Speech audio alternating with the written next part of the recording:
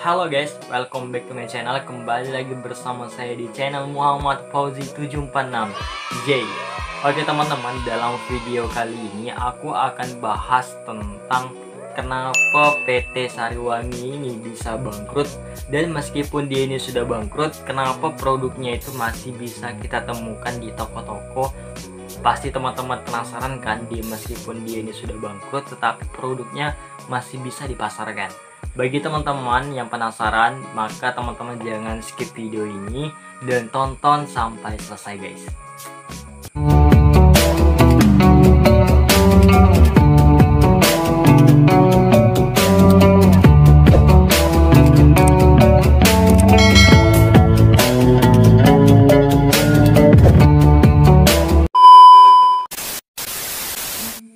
Di Indonesia ada dua jenis minuman yang paling sering dikonsumsi oleh masyarakat Indonesia, yaitu adalah teh dan kopi. Berbicara tentang teh, pasti teman-teman udah pada tahu kan dengan brand ini? Ya, Sariwangi. Hampir di setiap toko, di warung, di toko-toko kelontong maupun di toko-toko kecil itu pasti ada yang namanya teh celup Sariwangi ini. Karena teh celup Sariwangi ini adalah salah satu teh pelopor atau bisa dibilang teh pertama yang menggunakan celup gitu guys. Ini adalah pelopornya, yaitu adalah Sariwangi, dan penjualannya pun terbanyak di Indonesia. Tapi siapa sangka gitu kan, di balik besarnya nama Sariwangi ini ada fakta yang mengejutkan. Ya betul, bahwa PT Sariwangi ini bangkrut. Ulangi lagi ya, yaitu adalah PT Sariwangi ini bangkrut, dinyatakan bangkrut guys. Kenapa sih bisa bangkrut gitu kan? Pahitnya minuman yang bagus untuk kesehatan ini terjadi lantaran mereka itu menanggung, katanya sih, banyak hutang gitu kan, cukup besar. Sesuai dengan hukuman pengadilan di Niaga Jakarta Pusat, PT Sariwangi ini dikabarkan tidak mampu membayar hutang mencapai 1 triliun guys. Bayangin, 1 triliun hutangnya. Beban tersebut telah mereka pikul sejak dari tahun 2015 sebenarnya ke beberapa kreditur, salah satunya yaitu adalah PT Bank ICBC Indonesia. Sariwangi itu sebenarnya bangkrutnya itu tidak sendiri teman-teman, sebab tuh ada rekannya juga yang bangkrut, yaitu adalah PT Maskapai Perkebunan Indorup Sumberwadung. Dia ini juga mengalami hal yang sama dengan salah satu brand PT Sariwangi ini, karena perkebunan teh yang berada di Bogor tersebut tuh harus menanggung hutang yang besarnya mencapai 35,7 miliar. Sejatinya kedua perusahaan ini tersebut sebenarnya sudah membayar cicilan bunganya, akan tetapi besaran yang dibayarkan itu tidak sesuai teman-teman, tidak sesuai dengan perjanjian yang sudah dijanjikan. Sebenarnya awal dari bencana yang dialami oleh PT Sariwangi dan perkebunan teh afiliasinya ini yaitu adalah pada tahun 2015, yaitu adalah mereka tuh ingin meriset gitu kan, ingin mencoba melakukan ekspansi teman-teman, melakukan ekspansi bisnisnya, yaitu dengan cara memperluas sistem drainase air dan juga teknologi penyiramannya. Akan tetapi ekspektasi yang besar itu ternyata tuh tidak sesuai dengan imajinasi mereka.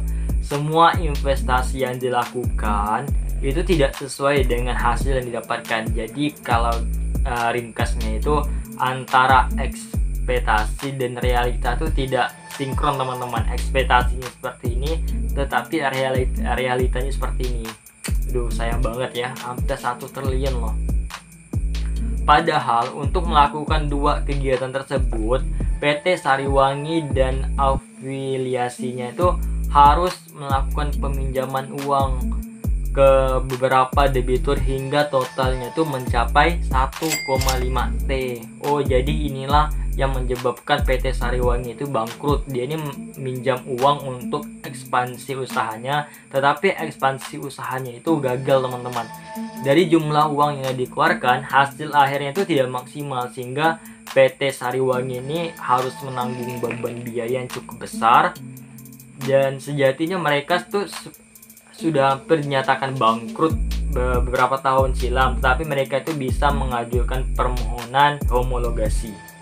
Secara berkala sebenarnya tuh PT Sariwangi itu mampu membayar hutang dan cicilan bunga terhadap beberapa kreditur bank tadi tuh. Namun pada akhirnya perjanjian permohonan homologasi itu dibatalkan oleh pihak pengadilan dari niaga tersebut. Tidak ada cara lain untuk menyelamatkan produsen teh celup terkemuka tersebut, hingga mereka tuh harus gulung tikar atau alias bangkrut atau kolaps lah bahasa kerennya. Lantas apakah Sariwangi ini benar-benar akan hilang dari peredaran? Tapi nyatanya kok bisa sih masih bisa beredar sekarang. Oke, kita akan throwback dulu sejarah awal keberadaan PT Sariwangi ini. Sebenarnya itu tidak ada yang bisa memprediksi tentang masa depan gitu kan. Hal ini dialami oleh Johann Alexander Supit ya pada tahun 1962 di Gunung Putri, Bogor. Dia ini mendirikan sebuah perusahaan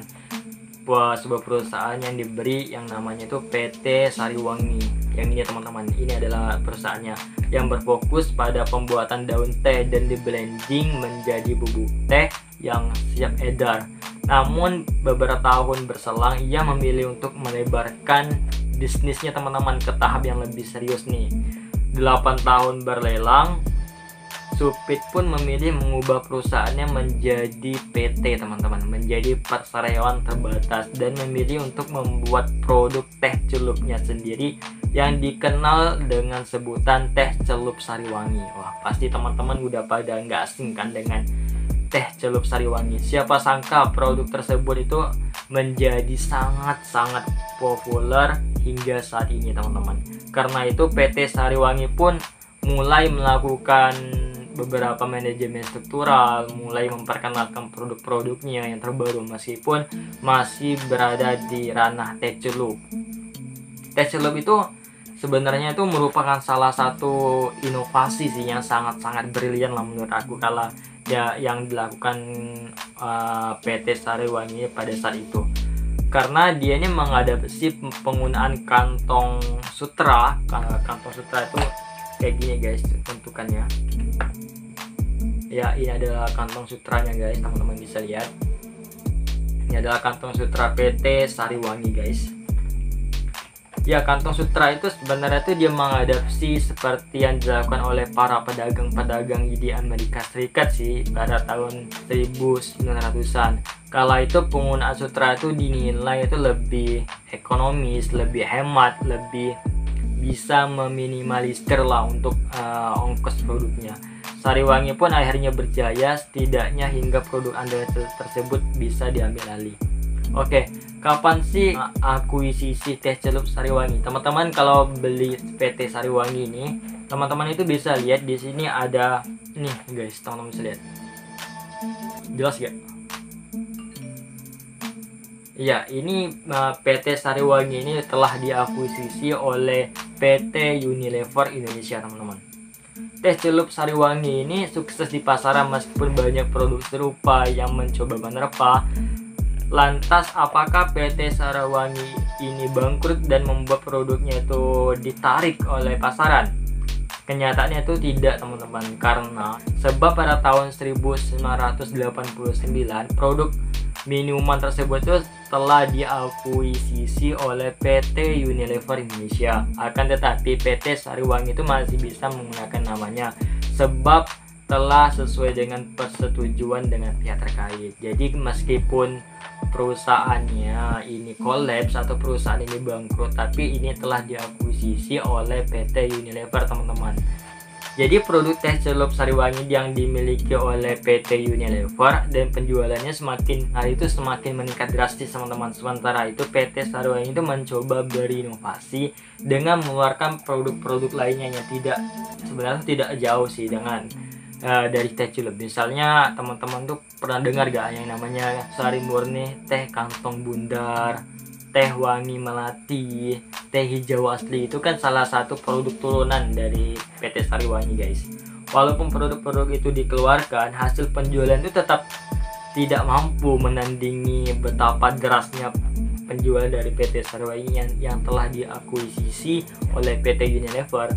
Lebih lanjut, apakah produk teh celup ini masih akan dijual ke publik walaupun pemiliknya telah bangkrut? Ya, jawabannya itu iya.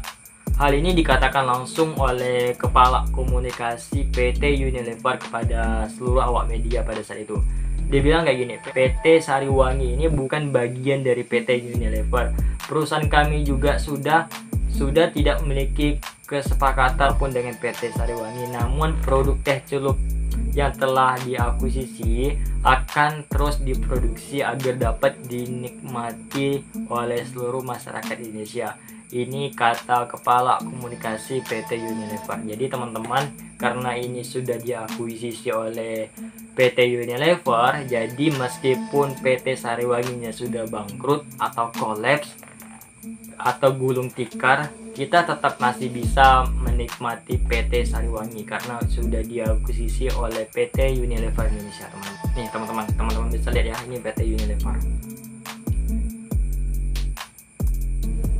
Jadi kesimpulannya yaitu adalah, menurut aku sih betapa pentingnya sebuah brand itu untuk dalam dunia usaha. Jadi bisa jadi brand itu sebenarnya itu lebih mahal teman-teman, lebih mahal daripada aset fisik yang teman-teman miliki. Karena brand itu kan meskipun dia ini pemiliknya sudah almarhum atau pemiliknya sudah meninggal atau pemiliknya sudah tiada, tetapi brand itu masih tetap berjaya teman-teman.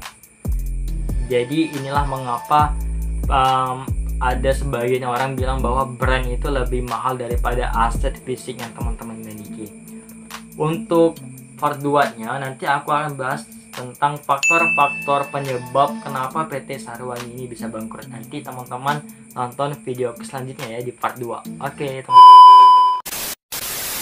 Oke guys, itu adalah video yang membahas tentang kenapa PT Sariwangi ini bisa bangkrut, dan meskipun dia ini sudah bangkrut, kenapa masih bisa dipasarkan. Sudah terjawab ya di part 1 ini.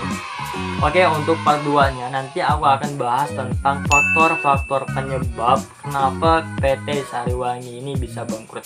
Maka teman-teman yang suka dengan video ini, jangan lupa di subscribe, like, dan komen guys, supaya aku lebih semangat buat kontennya. Oke, terima kasih teman-teman.